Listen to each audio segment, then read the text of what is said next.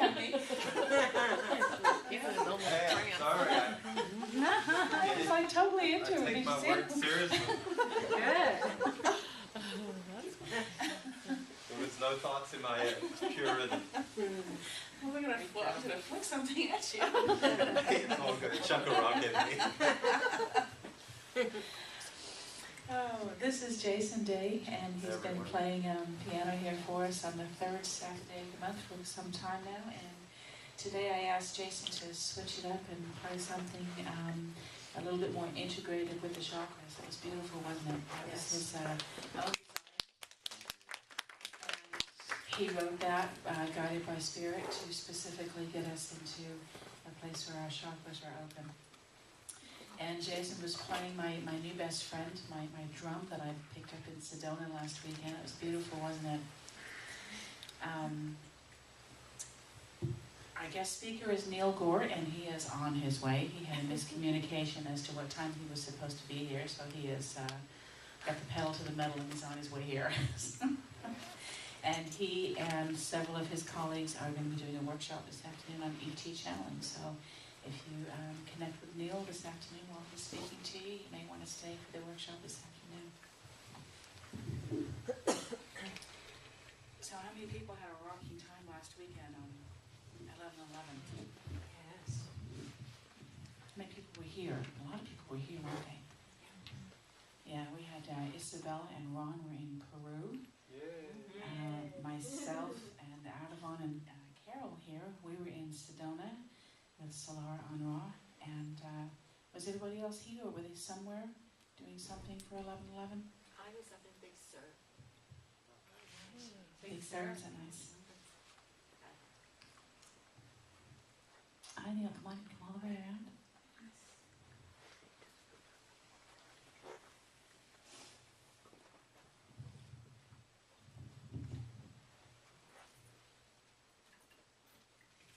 So right here? You're right here, yeah. Nice.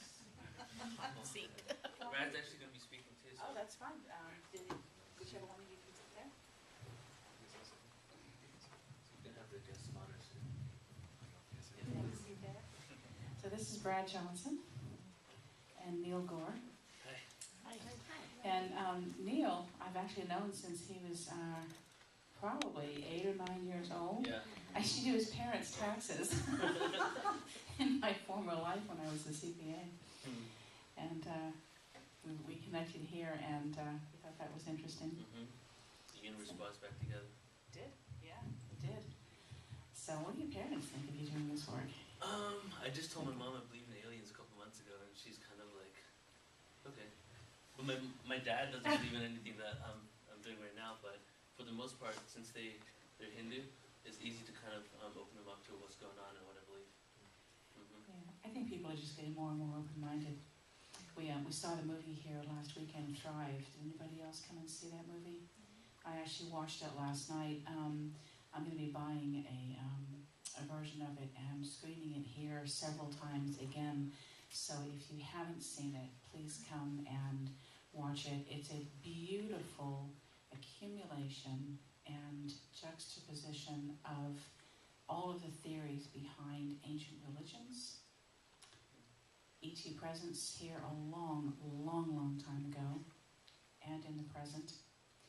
And all of the theories behind the Illuminati and the 13 families that have control and getting back to nature. And all of the things that we talk about in seemingly mutually exclusive lines of topic, this movie brings together. Have you guys seen it? Yeah, it's amazing, isn't it? So I just watched it last night, but it's the kind of movie where you need to see a couple of times. Right. And go and look at the website and see all the different things. And it really ties into what I experienced in Sedona this weekend. A lot of it was a 2-day series of presentations, and most of them were guided ET channelings. And the biggest message that I got out of last weekend, and Carol, maybe you can share something that you got as well, that, you know, Solar Anra says, we are the saviors that we've been waiting for.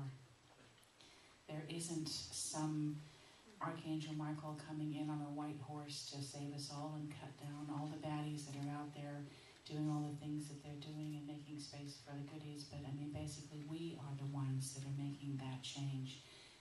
ascension comes from within, and it's not coming, it's happening now. This is not something that we're going to be waiting for, and there isn't somebody coming in as a savior. We are the saviors. We are creating it. Every time you ground to Mother Earth and go up into the ethers and become, as that movie in Thrive said, that energy. Oh, I got to run away. Let me hear you. I already lost one. I want to lose another one. That Torah energy of things coming in, and that is what happens when we ground to Mother Earth and then go to the ethers. We create that energy, that natural source of energy. That's the energy imprint that is in everything. And that's what we get to create every time. And the guides that talked last weekend, they talked about the necessity of being grounded. And they showed me, like, if you can imagine a champagne flute, a really narrow vessel that holds liquid at the top, and it's got a really narrow base. And then imagine a big wine goblet that's really round, and then the base is much bigger. And so they simply illustrated this very simple idea of the deeper you ground, the wider you ground, the stronger you ground, the larger your vessel is to let light in. The more you ground, the lighter you get. The more messages you get. The more into the ethers, the more your higher self opens up and gets messages. And they're also really encouraging us. I know that most people here are intuitive when we get messages through our crown chakra from our guides and our guardian angels, which is wonderful. And many of us channel, and we don't even realize that we're channeling. We sometimes just get this idea in our head, and we hear ourselves opening our mouths and saying something, and most of you are channeling, and you don't even realize it. Some people do it consciously, and some people do it in a trance or a semi-trance, but would you agree most of us are just opening our mouths and stuff is coming out, and you go, that was so cool what I just said, where did that come from? You know, I'm smart, a lot smarter than I thought I was. I'm like, did somebody write that down? They're asking us to really think about channeling with our higher selves, because you see, our higher selves are in communication with the universe anyway. And when we channel with our higher selves, and some of the channelings we got over last weekend were people coming in semi-trance where their eyes were sort of rolled back. And then, as everybody knows, Solara does it with her eyes wide open, and then some of us are doing it without realizing it. But when you do it with your higher self, you're reestablishing that connection between your mind and your body and your soul.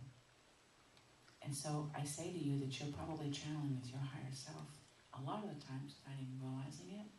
So they're asking us to be more conscious. And as you do this, that is where the ascension process really begins to ferment and to seed and to blossom, is the more we become aware that information is in our higher self, wherever it is. I mean, I tend to think of mine around the crown chakra, but I kind of think really it's all over my energy field. It's in every part of my body. We tend to think of it as like a little cap we're wearing, but not really, because we are all connected in the whole way. So as you meditate, as you ground, and that's why meditation, some people sort of do it, you know, laying down, but then you fall asleep. When you meditate, in the way the Hindus say, with your base chakra on the ground, in the cross-legged position, with your pelvic tilted up, which arches your back, opens your crown chakra, tilt your chin down, opening up the crown chakra, you line up that energy. And that's when you get the mind, body, spirit, higher self connection. That's when it's all happening at the same time. And you get the most incredible wisdom and messages and things that come in of peace. The messages they also talked about this weekend were, go to the grocery store and say namaste to somebody. You know, this is what Solara suggests. I mean, this is not the time to start getting exclusively in asylum with these communities. It's lovely in here, and we all get to come in here and talk about things that we don't get to talk about with a lot of our parents or neighbors or co-workers or grandparents. And it's important for us to have a place to gather where we can talk and explore and ask questions without looking ridiculous or being frightened.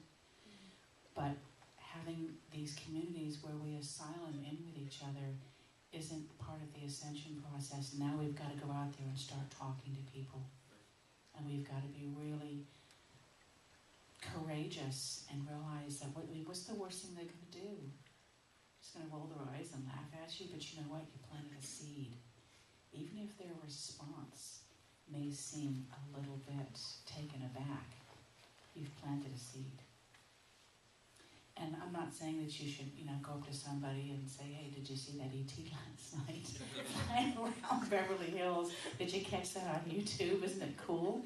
I wonder when they're going to come and talk to us. But you know what? But you can gauge. You can gauge how much. And you're all in communities. All of you are either in communities where you see people on a regular basis, you're working in service, you're teaching classes, but all of us have connections with everybody all the time. And it's really our responsibility now to start sharing what we know in a gentle way. Get your guidance, find out what to say to who, but you can gauge each situation. I don't want to get anybody taken away in a straitjacket. Just take it easy a little bit, but at the same time, this is time really for us to start talking and to start sharing. And piece by piece, people will listen. When I told my mother's birthday is 11/11, and she was actually born in the 2 minutes of silence at 11 minutes after 11. And I said, Adam, I'm not going to go to Sedona, so we won't be there for your birthday. And she said, why? And I said, well, it's a numerologically significant date. It's 11/11/11, and we're going there to meditate in the vortexes.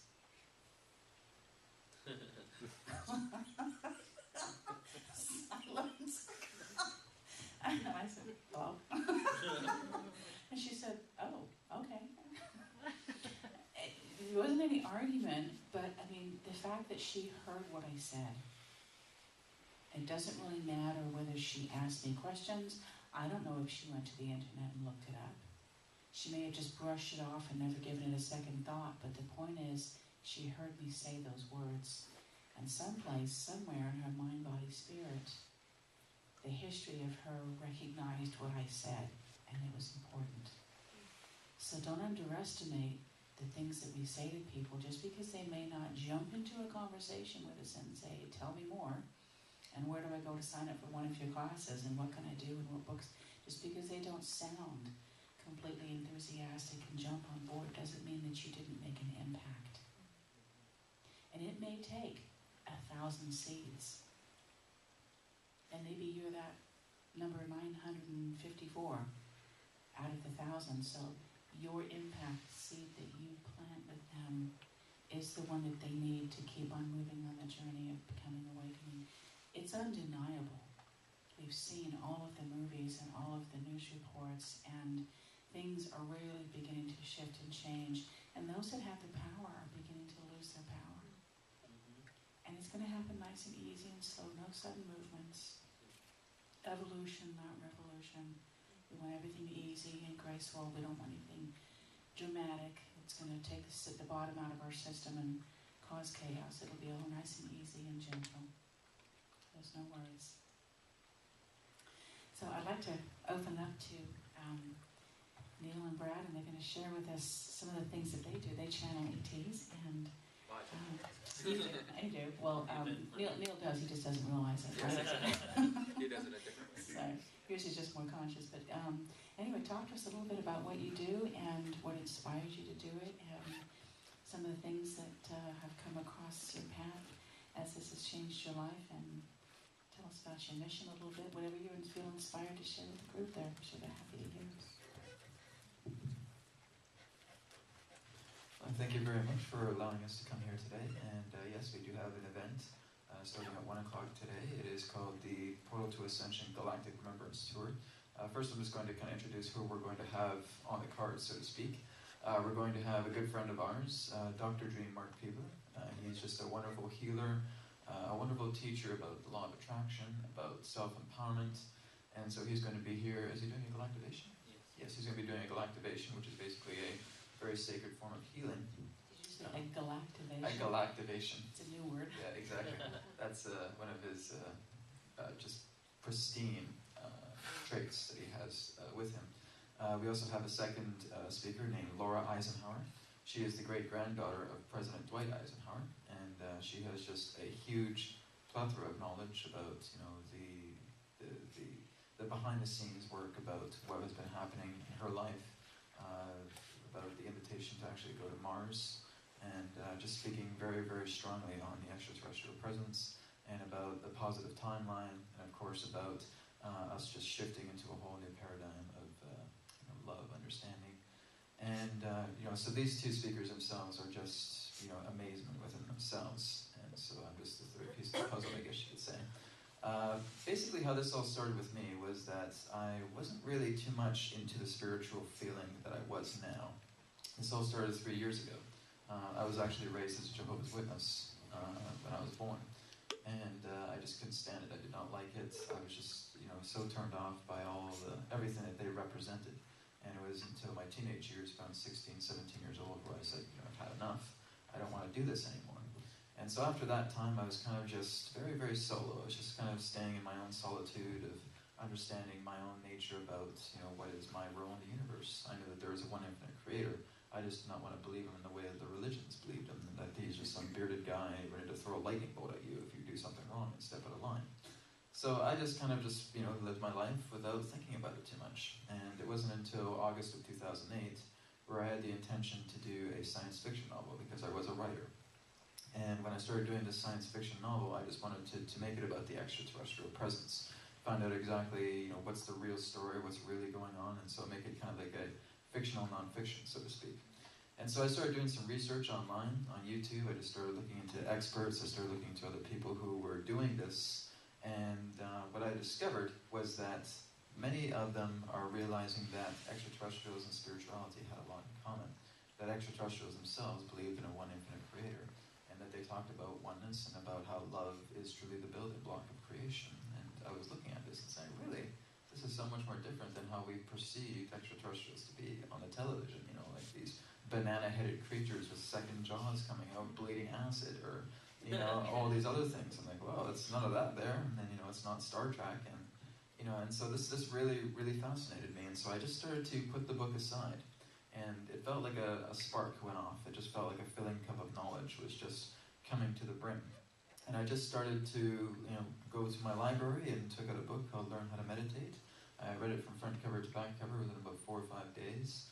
And after that, I was just doing the methods, the practices that they were showing in the book. And I was amazed how fast I could get into deep meditative states. I was just receiving downloads each and every single night from that point forward. It's just something exponential happened to me. It was an explosion of knowledge. It was literally like inside, this light was just shining and pulsating and growing. I was just changing by leaps and bounds. I was literally going into non-physical classrooms each and every single night. It felt like just in these realms of golden light. And I would see these beings that kind of looked like chandeliers, but they were animated and they were just moving with all this light. It was like almost like going into hyperspace. And they would just start downloading information to me. There were no words.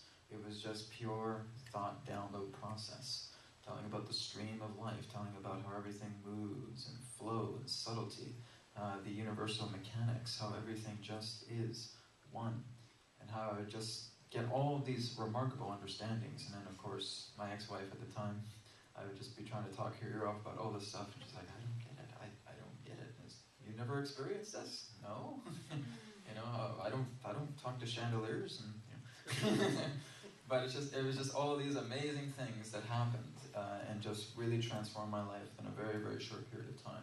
After that, I just wanted to explore more of the facets of spirituality. I wanted to wear a lot of hats in regards to spirituality, with regards to consciousness, channeling, healing, etc.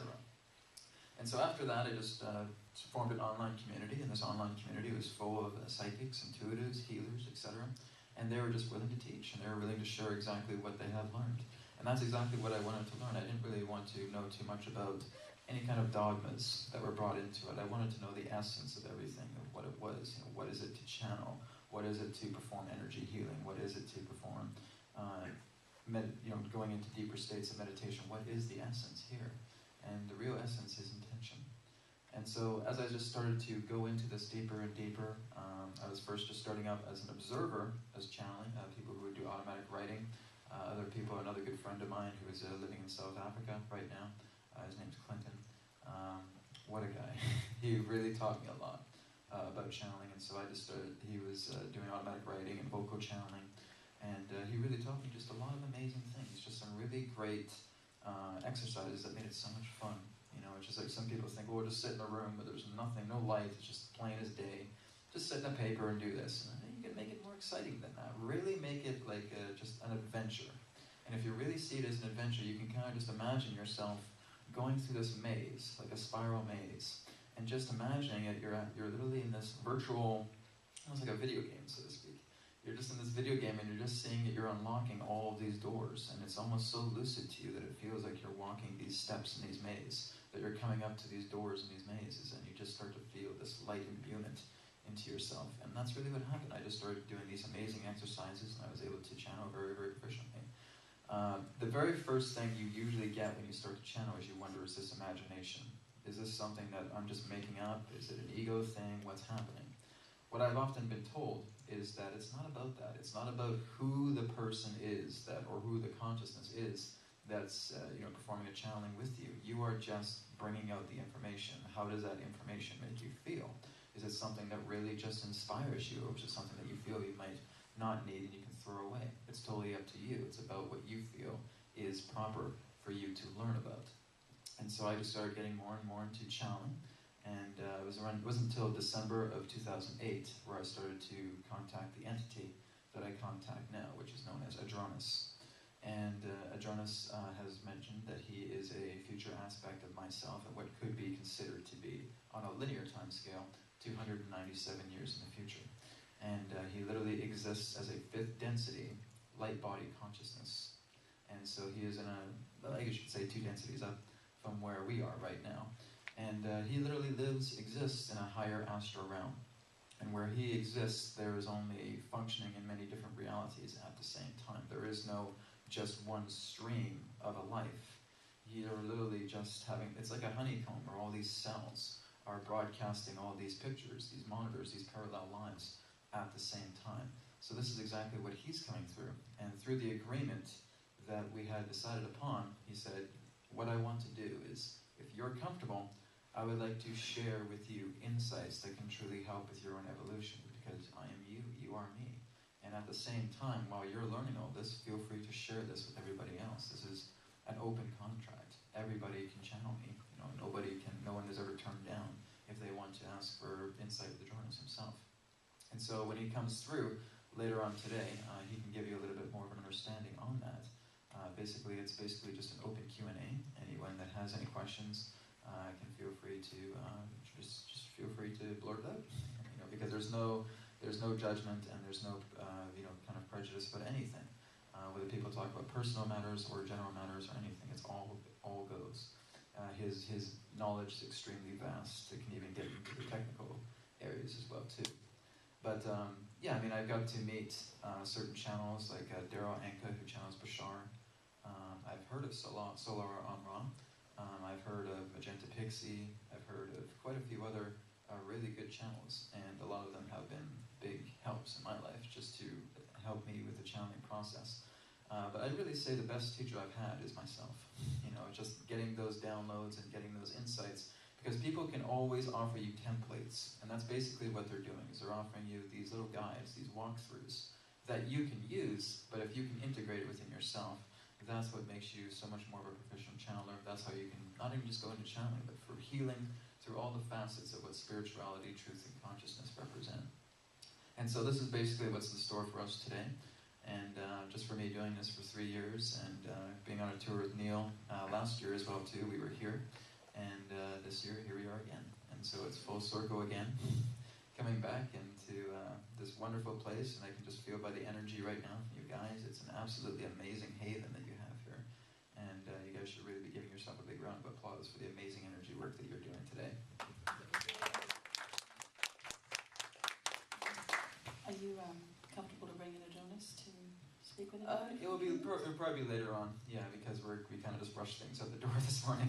So it'll be later on. Our event's going to be taking place at 1 o'clock, and everybody here today will be having a half price for $10. Yeah, so it'll be starting at 1 o'clock, and it'll be a 3.5-hour event. So it's normally 20, but anybody who is here Yeah, now can we'll join. have a $10. Oh, that's good. That's very generous of you. Thank you so much. Thank Yeah. you. Yeah, so that will be happening, and there will also be a presentation, interactive presentation I would like to do today by slideshow. That's called Beyond the Veil, and of course this talks more about the whole purity and the essence of what the Galactic Remembrance Tour is about. It literally talks about first contact, about the extraterrestrial civilizations. It is in that sense a sequel to another presentation that I've done, which is called Transcending the Veil, which is actually available on my YouTube channel. You can go to portaltoascension.org, or you can go to areyourselfempowered.com and you can check it out. And this will be the sequel for it today.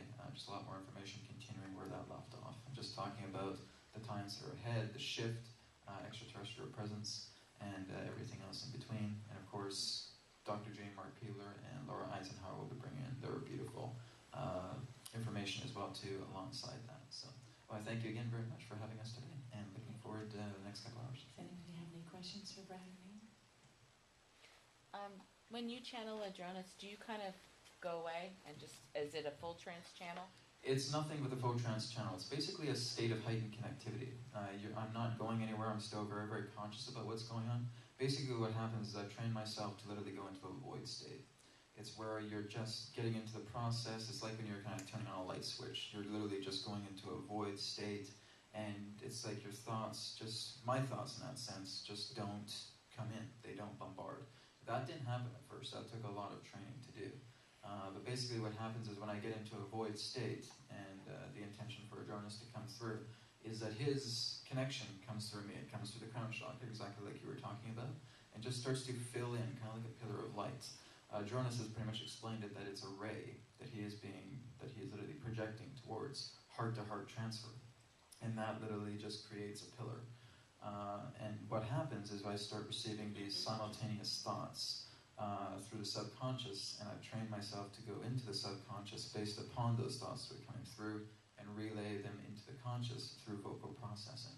And so it's kind of like when two people are in love. They're able to share each other's thoughts, they know each other's feelings, and they're able to finish each other's sentences. This is the exact same thing, is that all you're doing is you have that unconditional love, you have that unconditional trust for the entity, for the consciousness that you're channeling. And, there is nothing but unconditional love that I give to Adronis, because he really is me, just in this higher aspect of consciousness as a Syrian entity. And so he comes through, and all these thought processes take form, and it's just a direct telepathic relay. And so I'm still very much conscious here. I'm not going off anywhere. And everything that just takes place is just his telepathic thoughts coming through. He's just a very, very knowledgeable being. He's what's known as the multi-dimensional mentor. And so he comes through and just shares all this incredible knowledge. He has quite the sense of humor. Well, Neil can tell you on that. There's been a lot of times just where he's literally left the whole audience boistering with laughter. Because it's such a humor. You really have to be funny about this stuff. If you really take it so seriously, and if you really think that everything has to be done, then you're missing the point. You really understand that you're here on this planet to love, to enjoy, to just be in this life. We have a beautiful world here, and we're just learning how to take care of it. Humanity did not come with an instruction manual. And so all we're doing right now is just learning how to play along with the earth, work along with the earth, take care of her as she takes care of us. It is an even flow, repeat effect. And so in that sense, that's basically what happens when I'm just channeling Adronis and bringing in this information.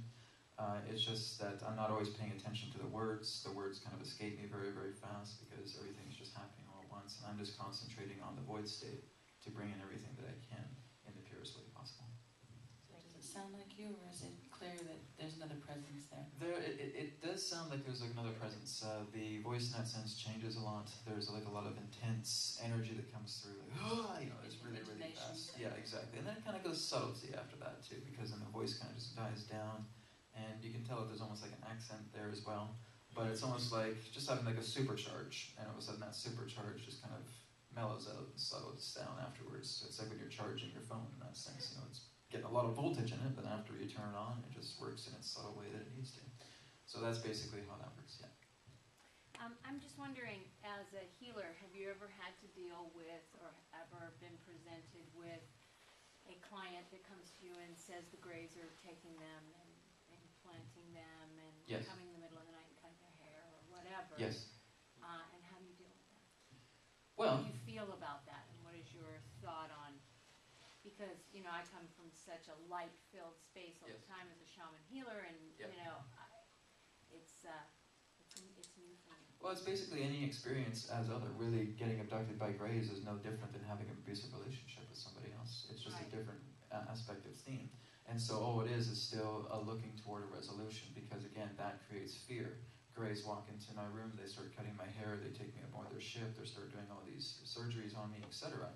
It can be quite frightening, however, if you're going to hold on to that frightening and not look towards a So it's the same resolution. thing, so it's just like the Exactly. story, Boundaries. just It like. is, it's boundaries, that's it's- right, exactly. It's just Yeah. the same. Oh, as believe me, I've had... Cutting the I've had- contract exactly. and Well, changing the story. Yeah, I mean, you don't want to worry too much about contracts. It's just that, you know, contracts will always just be a naturalness to everything.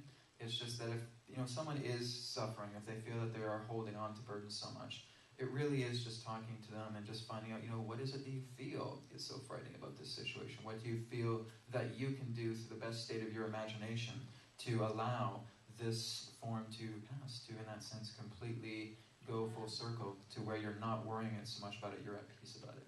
And the best way to do that is, say, living in the now. If you live in the now and you're actually creating counterbalance into everything that has weighed you down in the past, you have guilt to the past, you have fear of the past, you may have fear of the future, etc. But as long as you're in the now and attempting to counterbalance what truly excites you right now, living your life to the fullest right now, you're going to have a lot of hardships in life. I mean, it's the challenge that we're all going through right now.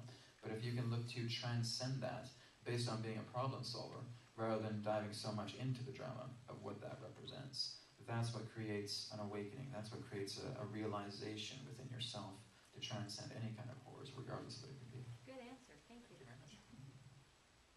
Hi, do you have any insights about messages about crop circles?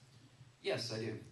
Basically, what I have been told, and a couple of channels have been confirming this as well too, is that it's a mutual collaboration of consciousness. It's not just extraterrestrials. It literally is the Earth and a collective consciousness level that is actually manifesting these forms overnight for us to help wake us up. It's like one big, gigantic jigsaw puzzle.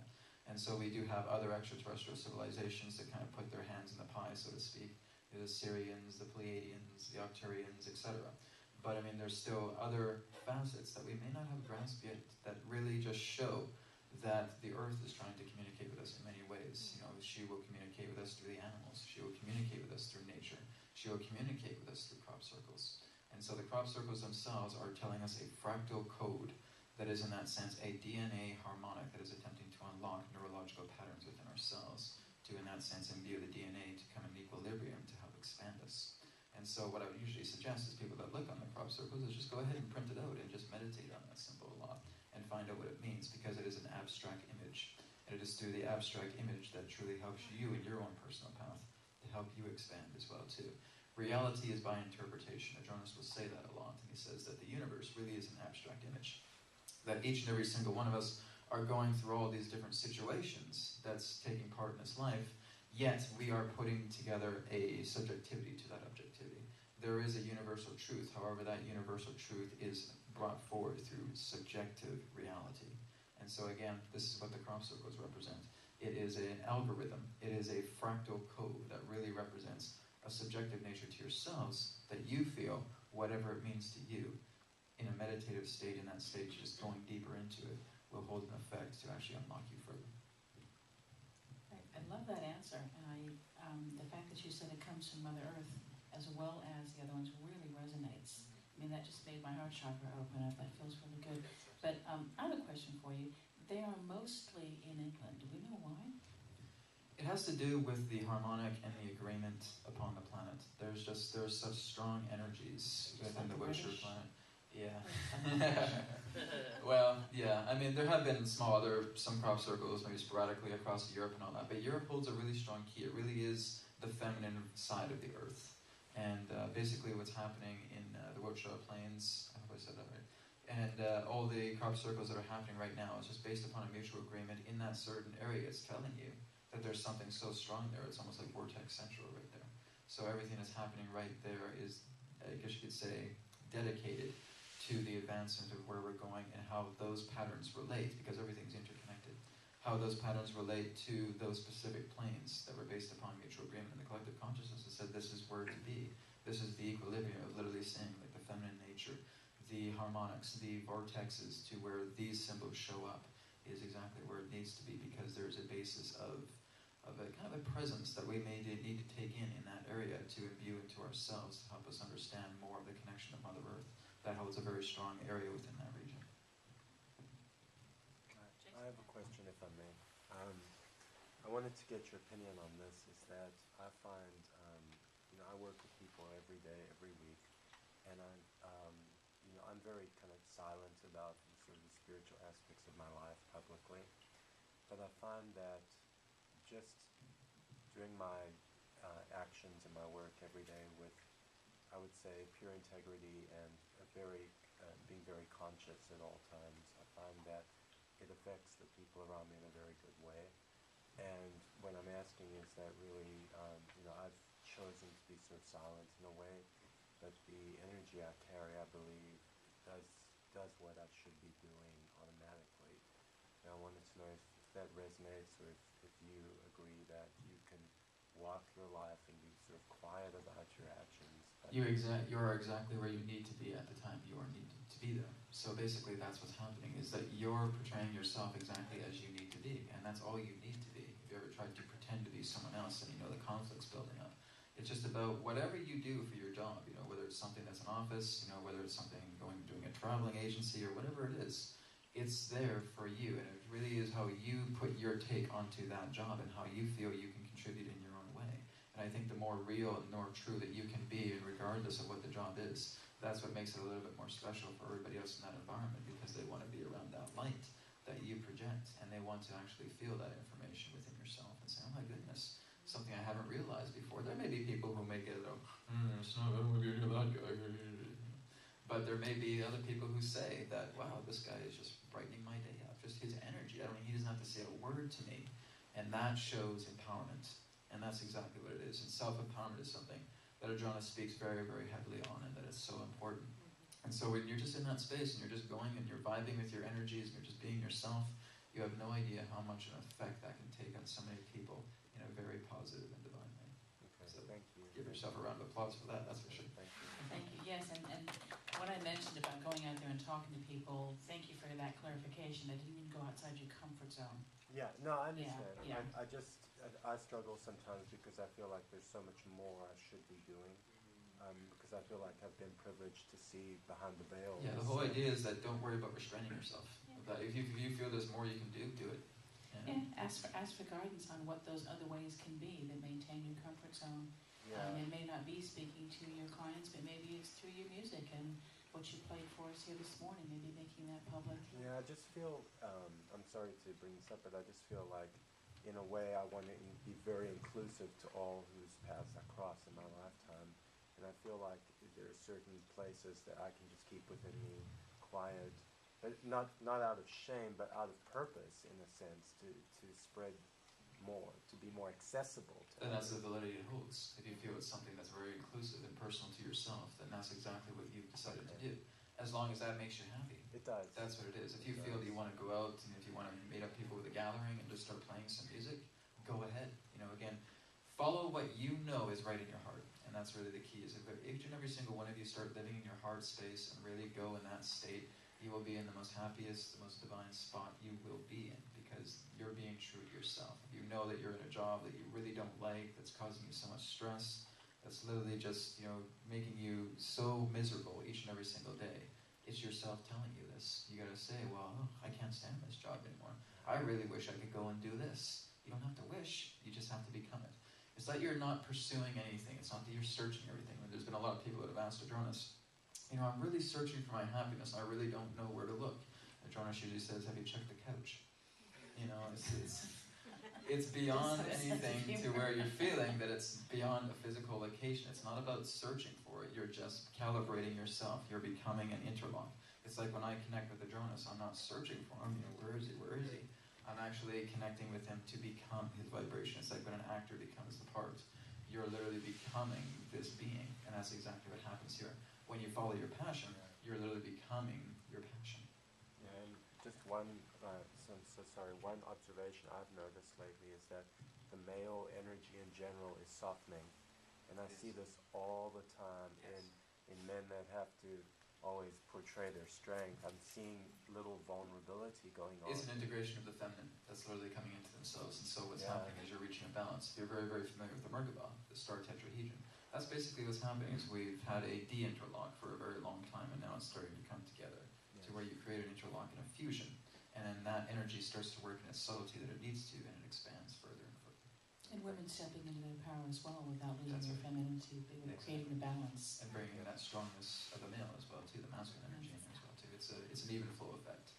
I think we have one more question over here. You were talking about the feminine part of the world. Is there different areas that are more male and I would say Hawaii is very feminine. I think it really just depends on perspective, because I mean there's so many places in the world where you look and you just see that there's just such a beauty, there's such a naturalness, and like I said, there's some very strong areas in Europe that really represent a strong feminine flow. A lot of them represent connections to the past, Atlantis, Lemuria, etc. You know, I mean Hawaii, Australia, Madagascar, Papua New Guinea, part of California, part of British Columbia itself, were all parts of Lemuria. And so Lemuria itself represents a very strong feminine energy. And so those represent feminine aspects, and you could probably tell areas like Greece and all that stuff, the Roman Empire and all that, represented a very strong masculine energy. And so it's really just doing research about areas that you feel you may want to visit that may hold a very strong feminine or masculine energy for you to integrate other particular understandings within yourself to help you evolve further. Thank you so much. Thank you. So the workshop starts at 1 o'clock? Starts at 1 o'clock, yeah. Guys can And come. everybody can come in here for $10, and we're going to have 3 wonderful special guests, myself and Laura Eisenhower and Dr. Dream Mark Peeler. Because So it's gonna be wonderful. Dr. Dream, he's been around here for a little while. And He's a Laura's an wonderful, amazing wonderful guy. speaker. Yeah, actually, Laura and Dr. Dream are actually a couple right now. So they're coming in. They're coming all the way from Ventura, California, to be here. I've come all the way from Vancouver, British Did he Columbia. move to Ventura? Yeah. Yeah, I think so. Yeah. Yeah. Last month. Yeah, I've come all the way from Vancouver, BC, Canada, to be here today. Wow. So 1,300 miles. Just to be here. So. Class starts at 1:30. Sorry? Starts at 1:30. Is it 1:30 or Yeah, 1? 1:30. Okay, sorry about that. Yeah, 1:30. My bad. Till 4:30. Right? So you got time to go get some lunch? Excellent. Yeah, so we got lots of time. So 1:30 to 4:30 today. Yeah, 4:30. 1:30 to 4:30. Yeah, so we got plenty of time for that. And yeah, thanks again for everything. Thank I you. appreciate it. So I'm just going to do some announcements, and Erdogan's going to pass out the gifting envelopes.